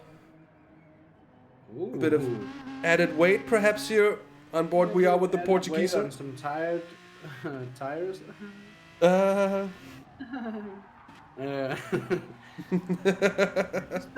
Just that way to understeer, really, you know, like a bit of it almost looks like front wheel drive torque steer. Yeah. When you're not used to the weight. There is Schosse, T5 still that same order after that small mistake from T5, basically the only mistake he's made the entire race, and Schosse was right there to pounce on him and to take advantage. Opportunistic as ever. Vierpitten is very much on an island and has somehow... that was a big moment. He's gone back to his sideways ways. Yeah, I think Vierpitten might have been attacking it a bit too hard in the opening couple of laps. I think it's taken the edge off the tires compared to the competition here. I think he's had a moment as well at some point, or he's been in. But the others, have they been in? No, they haven't yet been in, have they? Have they? They have a lot of fuel for not having. They have a lot of fuel for not having been in, and you could almost imagine. I mean, there aren't any rules that say that they have to pit, so they could perhaps just be trying to fuel save to go for a no-stopper. It would be legit to do so. Yeah. We're gonna have to see just how that plays out. Look at the sparks coming up to lap. A couple of the bottom runners. This is something we have not seen in this series yet. No, it's definitely been a demonstration of power from Sparks here. I've been very impressed. Not that I didn't have faith in his pace. We've always seen him do very, very well and be a very quick driver. Maybe even a bit quicker than his results sometimes show. In my mind, I think he's frequently one of those guys that gets tangled in something that isn't quite his fault and it slows him down. Then he's caught battling in the mid-pack or in the top 5 or something like that. But here he just had a reasonably clean break, and what a lights to flag race it's looking like it might well be for him here. Yeah, indeed. It's looking very good here for Sparks. 11.5 seconds of a lead. He can... T5 is still keeping the pressure on Schosse, which is also playing into the hands of the leader Sparks, of course. But very interesting prospect for who's going to get which spot on the podium if this is the way things end up. So I do still think there's a chance that T5 might have a lunge in him. Yeah, I think T5 could have something left for the final couple of laps. I think it's also the reason that we might be seeing this very tactical looking driving. They're looking very... it looks like they're almost doing a bit of lifting and coasting, and it looks like they're being very smooth. Fast, but very smooth in their driving styles, and they have been so for the entirety of the race. Wouldn't be surprised to see that they're trying to save as much fuel as possible, especially Schosse. We've seen him do this before. Oh, as he collects a bit of that inside curb. A bit of a mistake. That cost him a few tenths of a second there.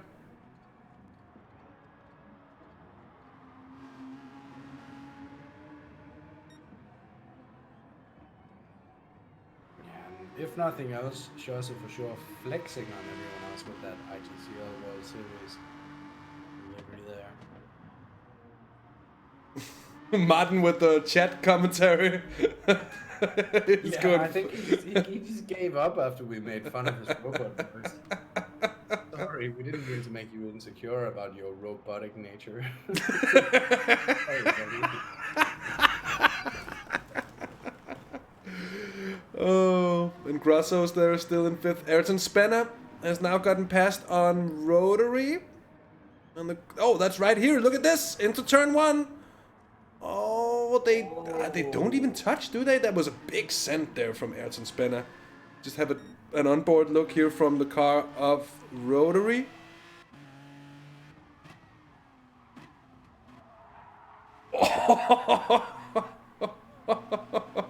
Hello, I'm here. I'm very much here on inside. Well done by Rotary to get them both round without any contact there. Aggressive move from Ayrton Senna. To make it not too comfortable as well. He was as close as was reasonable to be there. Yeah, he wasn't giving an inch that he shouldn't be giving, but he was giving the exact right amount of space for there to be enough space for the both of them. Even All the time you must leave it a specific space. Maarten's gonna go tell on us to his mom. What are you gonna say? Beep boop beep.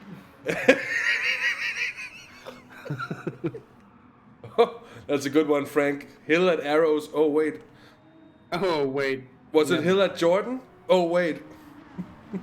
Was it Villeneuve at Williams in? Oh, Villeneuve at British American Racing. It wasn't a championship defense though, but it was weak. Fair dinkum, good to have you along, mate. As always. Back with the leading car here, who's approaching a couple of the bottom runners. And look at this. In 12th and 13th position, for some reason, some of the boys that we've had at the spicy end of things until now this season. Nico 18, Very Ollie specific track, Laguna Seca. Yeah. Yeah, Ollie and Nico both seeming to really struggle here. Big biffs to Nico's front now, though. He must have had another incident. Yeah, and so I think Ollie, you could say as well, look at his car. It does not look a lot better. No. Oh, and as we say that, someone drops out.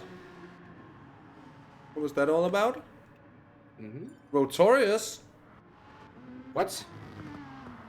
What? And I cannot even see him. He's going around. I see him on the minimap. F's out. F's out for Rotorius. That could be all kinds of bad luck. Trying to keep it quiet. Big F's. Big F's indeed.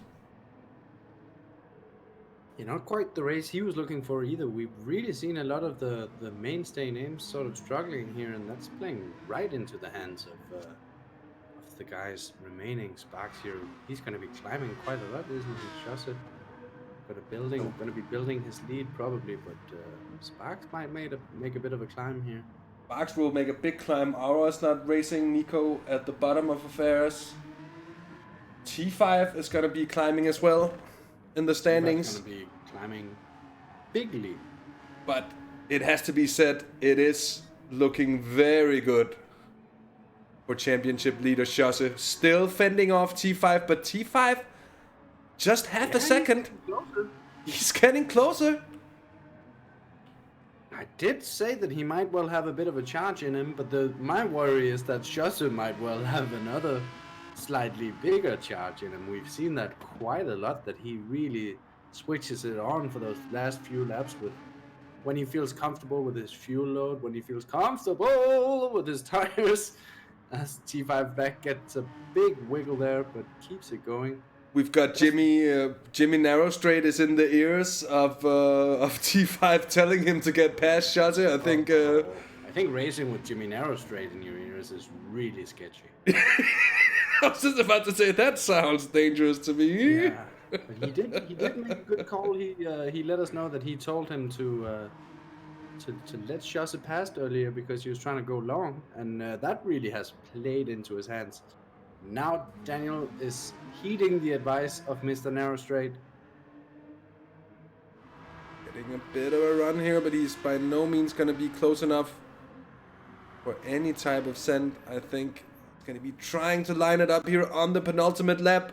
He's really going aggressive now. We haven't seen T5 attack this much at any point of this lap or this race. This lap, it's a very short lap. At this point, he was coming through turn 1, so maybe that's not too surprising.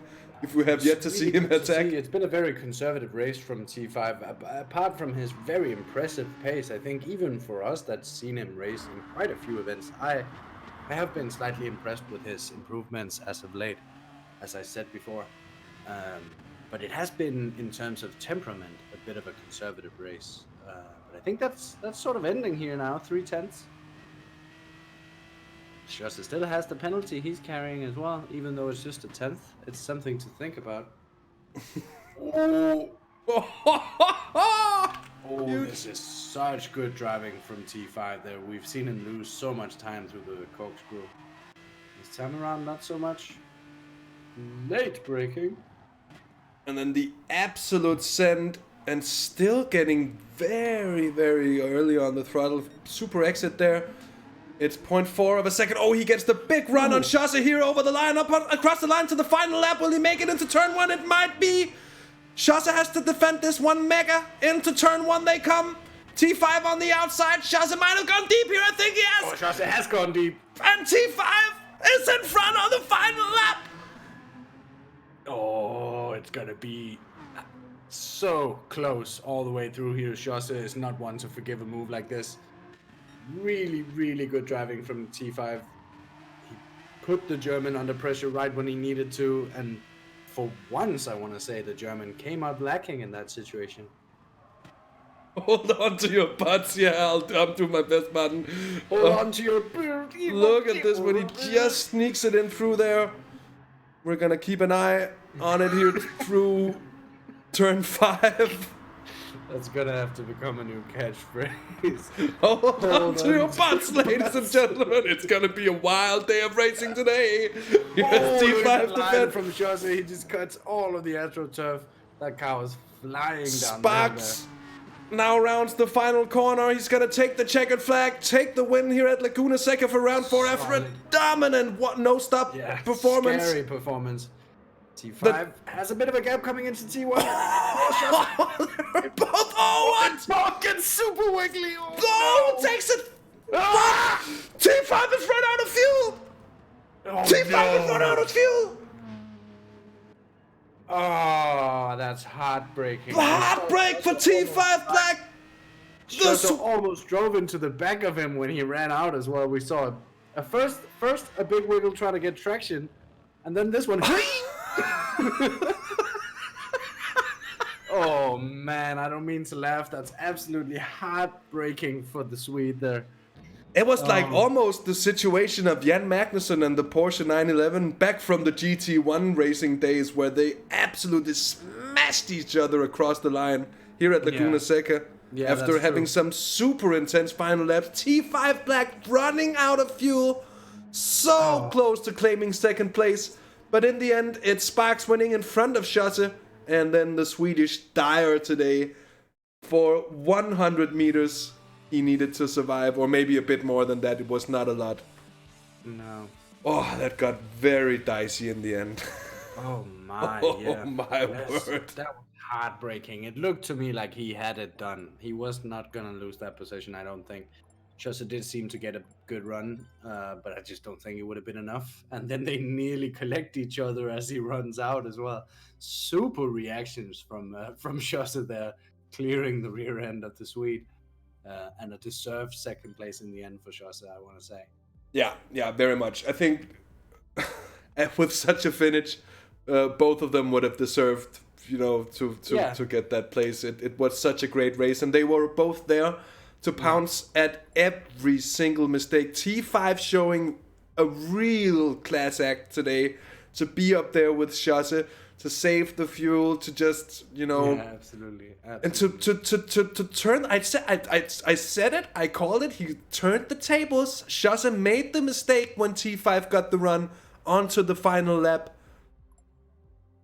outbraking himself almost there into turn 1, letting the Swede through, and then heartbreak on the start finish straight. And his teammate sharing the seat of that Aston, coming in with, I ran out of fuel behind Schuster, Dan does it in front of him. Yeah, we're seeing that the race engineers on that car don't really quite have all their shit together yet. No. Anyway, Vierpitten gets a well-deserved 4th today after a very good race as well. And Grosso, the Portuguese, a 5th for Netso Racing as well. So good 2nd, 5th, both in the top 5. Ayrton Spanner gets 6th in front of Tom Toft and Swoyle, the Simpact boys. Splurge in 9th, Nico 18th, 10th, Olipolly 11th, and Rotary somehow also suffering some bad luck, ending up in 12th. Dropping off late in the race there, as well. A lot of unfortunate characters down here further on. A lot of people you wouldn't expect to be far down. Yeah. So yeah, this was definitely a shake-up of the championship as well. Not a massive one, but a shake-up nonetheless. A shake-up nonetheless. It very much was. I think it is time now to end it. Rather than later to end it. And I want to thank you all for joining us tonight on this stream. The end. This is the end. Why are you running?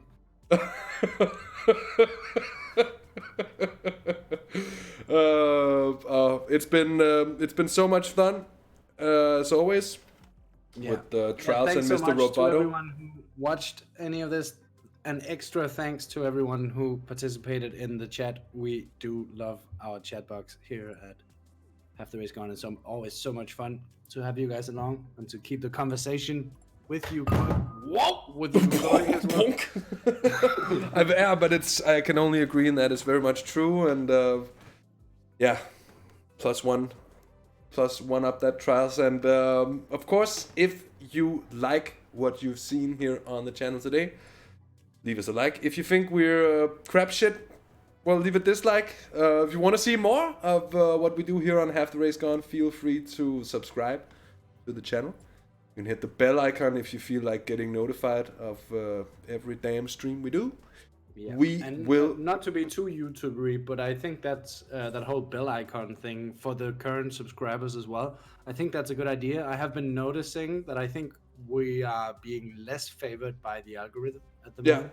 Yeah. I think with the sheer amount of sim racing streaming content going on, we're getting put further down the order. So if you want to make sure that you don't miss anything, do consider hitting that bell icon. Very much so. And we will be back on Sunday. We won't be just back about before to then. say that. We will be back. No, we will be back on Sunday. We will be back on Sunday for and 4 more in the hours. land of iRacing. In the land of Cayman. More hours of Cayman and 4 more hours of the Nordschleife. Yeah. It didn't go too great for any of us last time around. This time it's a league race. Let's see if we can do better. We will be starting pretty early in the day. I think probably around 12 our time. So that would be what? 11 British summertime? Would be 1 hour time. So I guess it would be 11. 12 British summertime. 12 British summertime, 11 GMT. And then to quote Maury Walker, and a lot of different times around the world, wherever you might be watching. We will be back on Monday as well for more of the VSRS Grand Prix Series, round 2 of that taking place at Spa. And then, of course, in a week's time, we will be back for more Simpact Aston Series, which we dearly hope that you will join us for as well. It has been a bang of an evening. It's been a boom of an evening. It's been a lot of fun. Bing, bang, boom. Bam, bam, boom. And it's over. To the groin. Ba-doing, Ba-doing to the quote the good old Bas Rutten here as we're rounding on. Ba-dong at the dong at the dong, and out we go. And bye. Take care, have fun. Bye bye, ladies and gents. I was kind of